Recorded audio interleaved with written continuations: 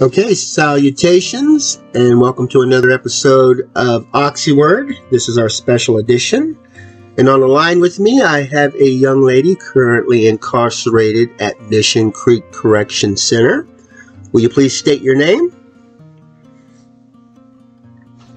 It is Melinda Barrera. Okay, and thanks for joining us today. This is our second interview, and you've Yes. changed a little bit and run into a few more things since our first interview.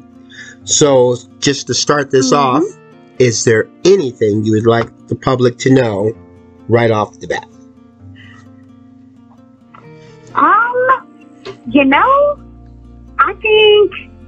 I think we should just get to the questions. I don't really have anything cool to let the public know yet. I have really good answers to the questions.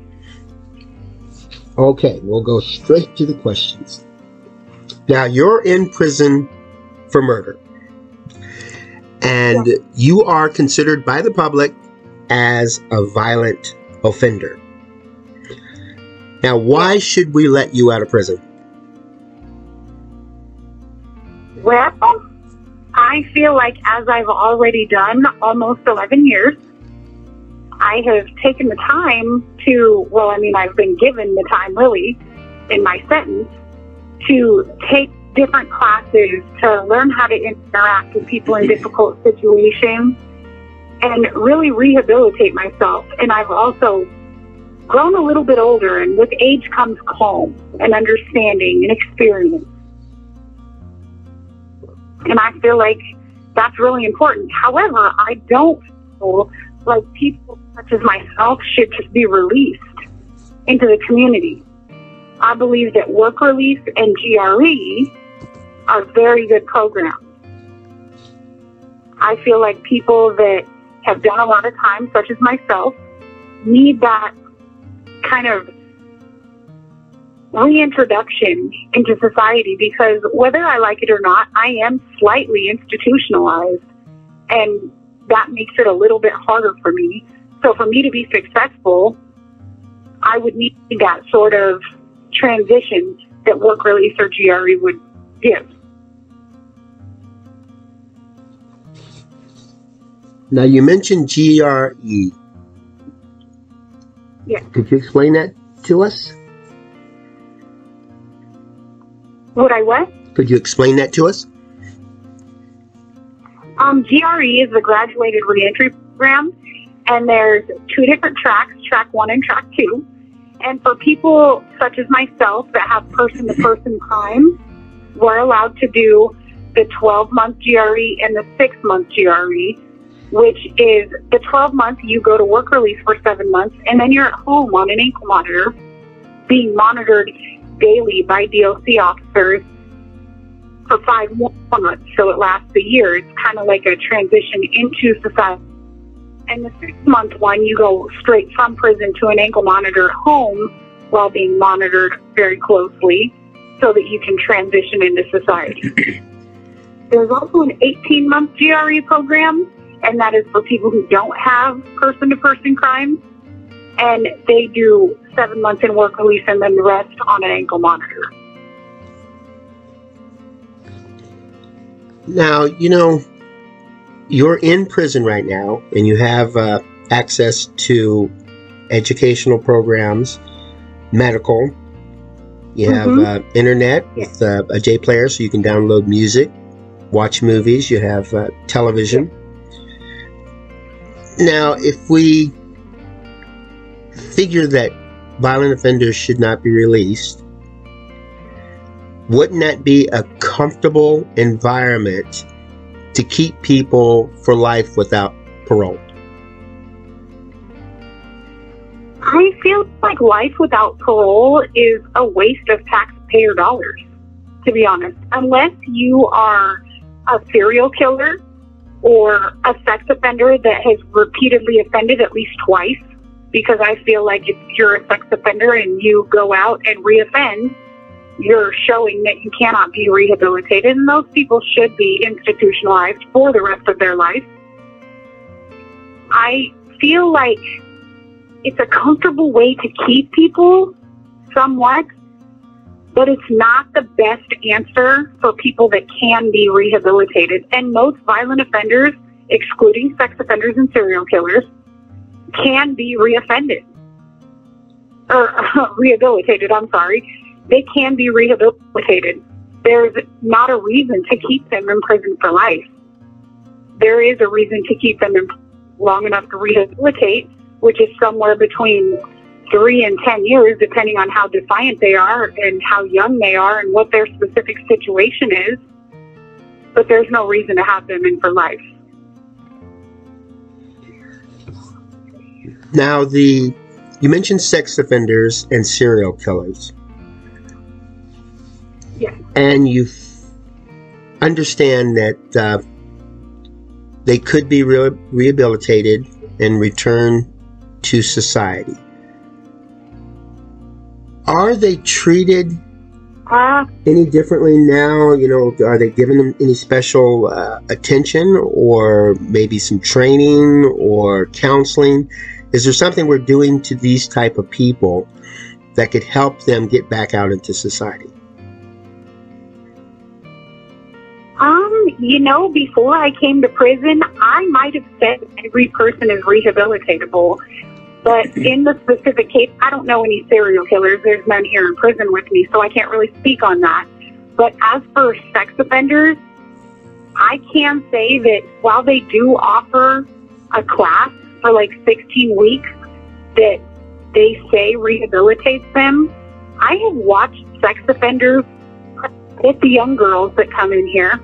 It's not a violation for them when they get caught having sex, but if you're a drug addict, it's a violation if you get high. Both of those situations are a person still in their sickness that need rehabilitation. I don't believe sex offenders can be rehabilitated. I've spent 11 years with them, and I have not met any that are not predators in this prison. And they have sex offenders such as school teachers in here that are still predating on other people, and it's completely allowed.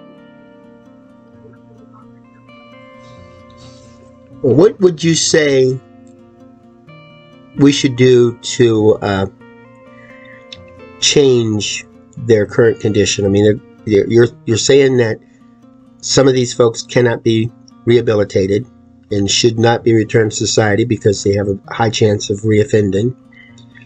And they're sitting in there, as we mentioned earlier, with education, medical, internet, and costing us upwards of about $150 a day or so. What should we do to get our money's worth out for these people that you feel should not be returned to society?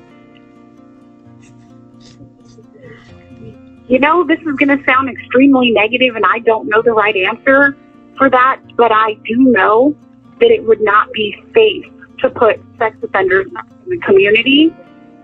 I also don't feel like the money spent on housing them is well spent, because you can take a sex offender and you can educate them. You can take a sex offender and you can teach them the right way to think. But when somebody has that sickness and they have that predatory mind, all they learn is right responses. They get better educated in manipulation. And that's not getting better. Not when they go to the class, they say one thing, and then when they're in the unit and when they're on the yard, they're still predating other people. Their actions aren't matching their words. They're not actively being rehabilitated.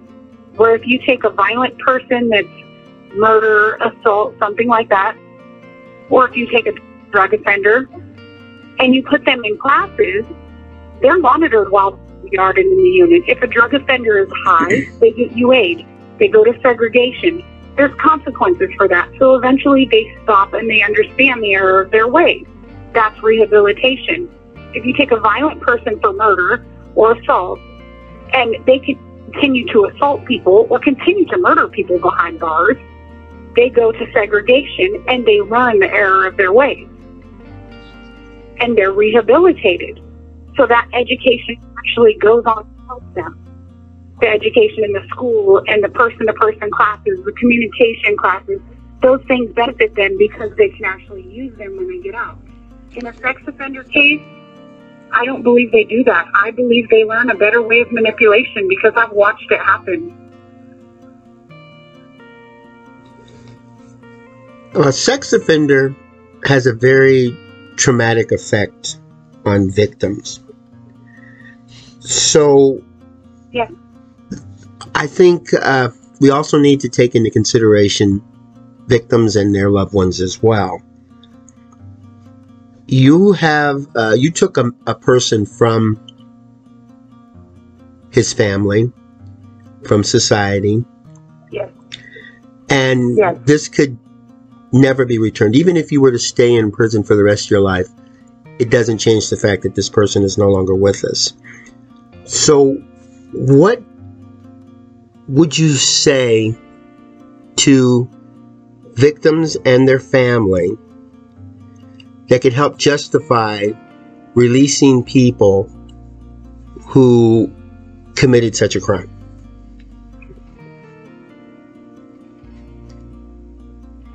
Well, I don't feel like there's something that would necessarily negate the pain that it's caused to the family. Like in my situation, the man that I killed had 2 sons. There's nothing that I could say that would make it okay or acceptable or justifiable. But I do believe there's ways to integrate forgiveness and to maybe have a relationship with them, because I feel like I've learned since I've been in prison that when people interact with the family of the person that they took from the world, they understand what they took. They understand the impact that it's had on not just the person that passed away, but every person living that loved that person. So I would say the only thing I could say that would justify that is forgiveness is absolutely everything. And going on to bring something positive to the person that you took's memory. Don't just waste my life because I took someone's life. Let me show that person the respect of bettering myself so that I can be better for the community and bring honor to that mistake by making it right.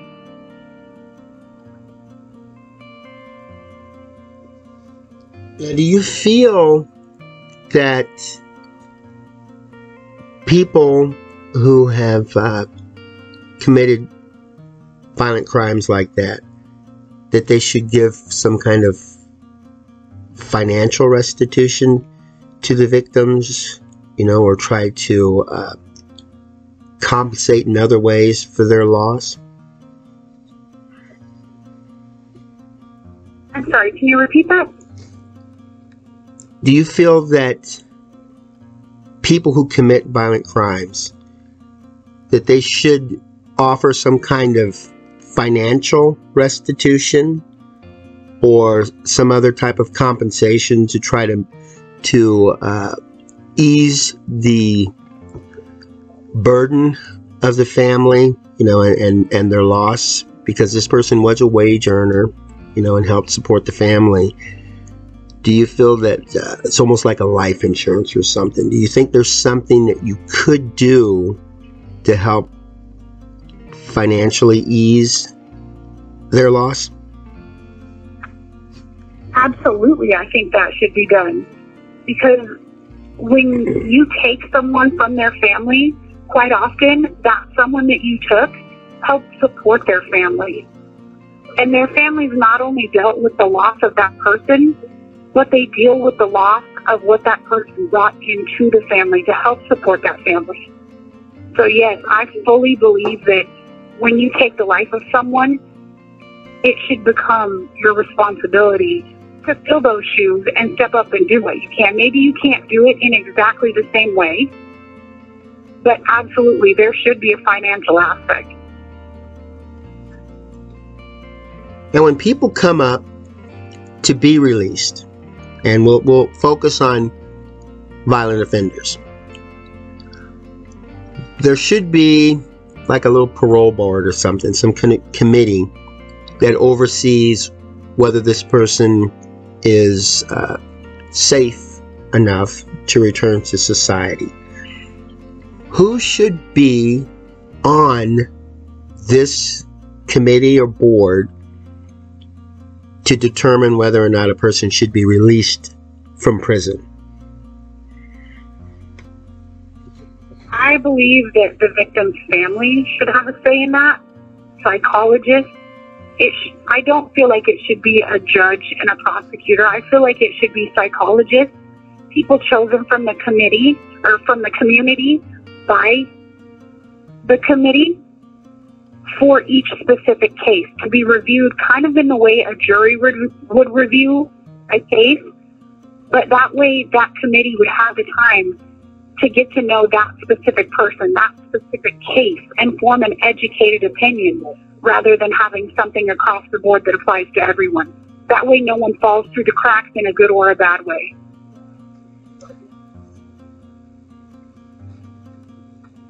Now, one thing that's obvious here is that you are a female.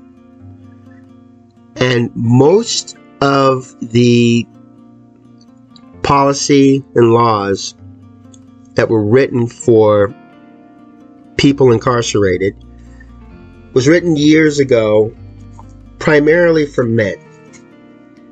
And women suffer extra trauma in there. Most women are parents, or as a mother has children.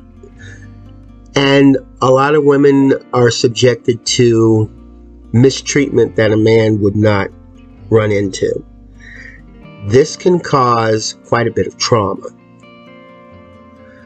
So if we take you and we put you in prison for a violent offense, and then you go through this system of mistreatment, and then we release you, do you feel that you'll be carrying some of that trauma, some of that, that resentment, and that maybe it will carry out to your family, and you could possibly be mistreating people in the same manner that you were mistreated? I believe that's absolutely a possibility. I believe that women in general are built differently than men, and our brain reacts differently, our emotions react differently, our hormones cause us to react differently. And if you're put into this environment and you don't take the classes that they offer and you don't actively try to keep your mind open, it's very easy to come out of here still very damaged, very resentful, very dark. And that's one of the reasons I believe that work release as a transition is a key component of success for somebody who's done a lot of time. If you've done over 8 years, you should go to work release. You should go home on an ankle monitor. You should have that transition so that you don't come out resentful and carry. You have 60 seconds remaining. And carrying the demons of prison out with you to your family, because all that does is perpetuate more unhealthy circles. Well, thank you for your comments, and hopefully we'll be able to... Thank you. Oh, you're welcome. And hopefully we'll be able to get some discussion going on this subject. This is a very serious subject, and I believe... I absolutely will. Good. You have 30 seconds remaining. Okay, is there any final words you'd like to say before we conclude? I love my children and I love my wife.